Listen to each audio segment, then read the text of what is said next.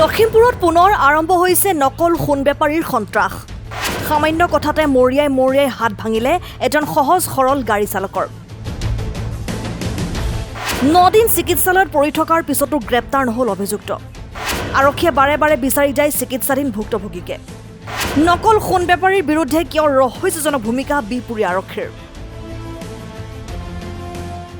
লখিমপুৰৰ বিপুৰীয়া আৰক্ষী থানাৰ অন্তৰ্গত বঙালমৰা আৰক্ষী চকী এলেকাত পুনৰ আৰম্ভ হৈছে নকল সোণ বেপাৰীৰ মুকলি সন্ত্ৰাস।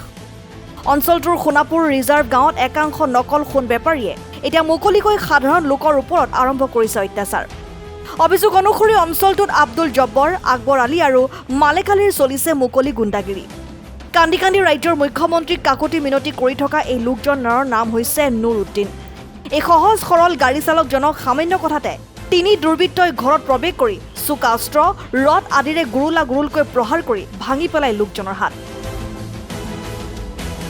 সৰ্বশৰীৰত আঘাত পোৱা লোকজনক স্থানীয় চিকিৎসকে লখিমপুৰ মেডিকেল কলেজ হস্পিটেললৈ প্ৰেৰণ কৰে। কেইবাদিনো লখিমপুৰ মেডিকেল কলেজ হস্পিটেলত চিকিৎসাধীন হোৱাৰ পিছত লখিমপুৰৰ এখন ব্যক্তিগত খণ্ডৰ চিকিৎসালয়ত তেওঁৰ হাতৰ অস্ত্ৰোপচাৰ কৰা হয়। চিকিৎসাধীন অৱস্থাতে লোকজনৰ পত্নীয়ে বিপুৰীয়া আৰক্ষী থানাত 3 অভিযুক্ত ক্ৰমে আব্দুল জব্বৰ, আকবৰ আলী আৰু মালেক আলীৰ বিৰুদ্ধে দাখিল কৰে এখন এজাহাৰ।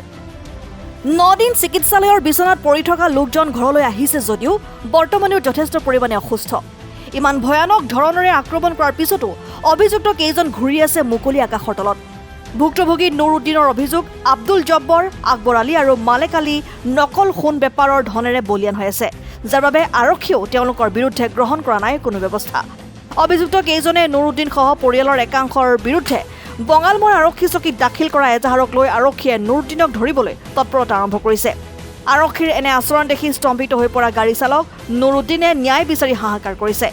এগৰাকী ভুক্তভোগী নুৰুদ্দিনে হাতজোৰ কৰি কান্দি কান্দি বিহিত ব্যৱস্থা গ্ৰহণৰ বাবে ৰাজ্যৰ মুখ্যমন্ত্ৰীক আহ্বান জনাইছে। মোৰ আব্দুল জব্বৰ লগত মোৰ কিবা এটা যোৱাৰ কিবা এটা তৰ্ক হৈখিনি মোৰ ঘৰত সিহঁতৰ পাৰ্টিটো আহিখিনি মোক তাৰ ছোৱালী, মোৰ ভাগিনক জব্বৰৰ ছোৱালী, আব্দুল জব্বৰৰ ছোৱালী মোৰ ভাগিনক বিয়া পতাই দিছিলোঁ। মানে ঘটকটো মই আছিলোঁ। ছোৱালীৰ একো দুখ নাই বা ছোৱালীৰ কিবা অসুবিধা নাই। ছোৱালী জোৱাইৰ ঘৰতে আছে, কিবা একো ঝামেলা নাই। তথাপিও মোৰ লগত আহি কিনি ঝগড়াটো কৰিছে আব্দুল জব্বৰে আৰু মালেক আৰু আকাবৰ। এই তিন-চাৰিটা আহি কিনি মোৰ ঘৰত আহি কিনি তাৰ একো কেজেং নাই, কোনো ঝগড়া নাই, কোনো অকল এনেকুৱা বেয়া গালি পাৰি থাকে মোক, মই কেলে তাত বিয়া দিছোঁ।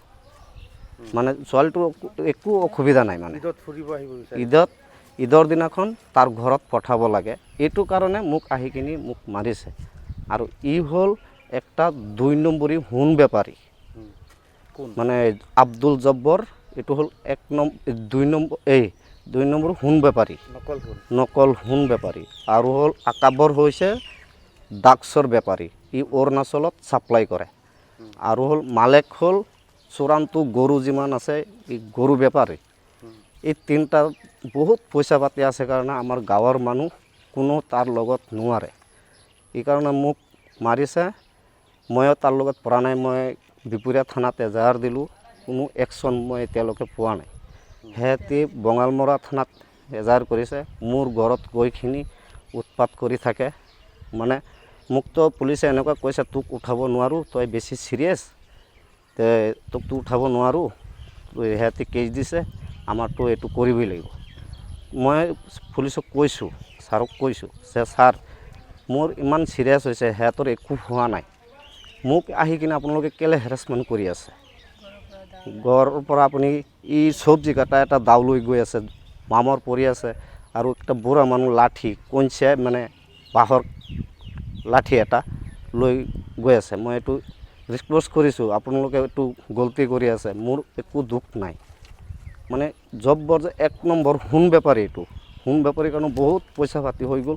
যাহা তা মানে পইচা খুৱাই দিয়া, আমি ক'তো যাব নোৱাৰোঁ, য'তে যাওঁ ই কৈ দিয়ে আমি নোৱাৰিম।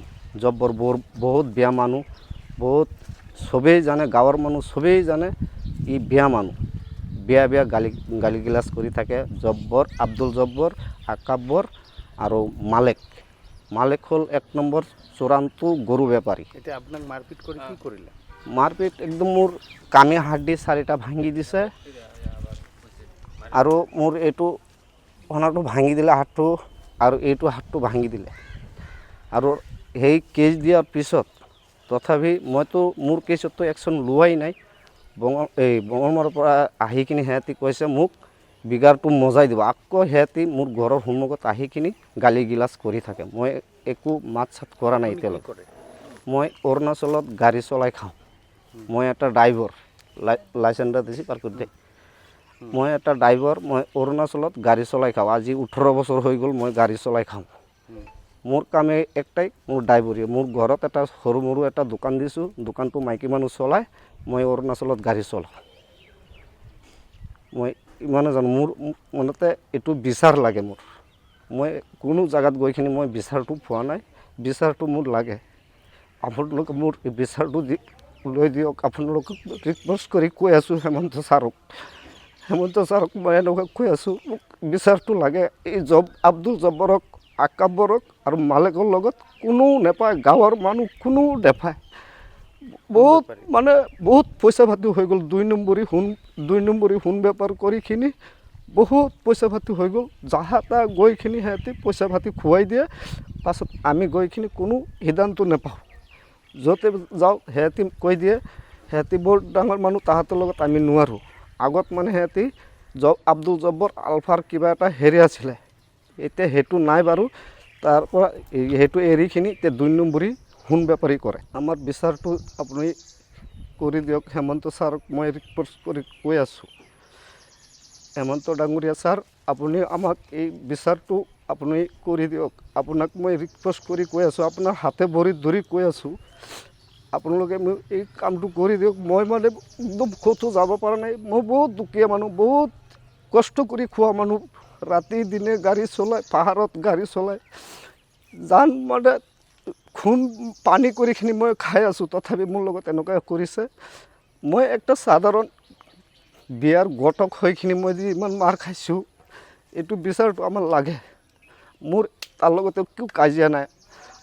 আজি 10-15 বছৰ আগত মোৰ সৰু ভাইটি একটা, 10 বছৰ ভাইটি একটা সিহঁতি মাৰি দিছে। সেই কেছটো লৈখিনি মোৰ লগত এতিয়া মোকো আহিছিলে মাৰিবলৈ। কিহেৰে মাৰিছে আপোনাক? মোক মাৰিছে, তাৰ ঘৰত এটা এই পাইপৰ লাঠি আছে, চিচাৰ, আৰু দাও লৈ আহিছে, আৰু আপোনাৰ এটা কিবা এটা অৰ্চ বনাই থৈছে। এইটো অৰ্চ দি, চোকা অৰ্চ দি মাৰিছে। মোৰ কামি হাড়দিটো ভাঙি দিছে পিছফালে। আৰু কিমান দিন মেডিকেলত থাকিলে আপুনি? মই 9 দিন মেডিকেলত থাকি আহিলোঁ। 6 দিন থাকিছোঁ আপোনাৰ কলেজ মেডিকেলত, আৰু আপোনাৰ 4 দিন থাকিছোঁ আপোনাৰ নাৰ্ছিং।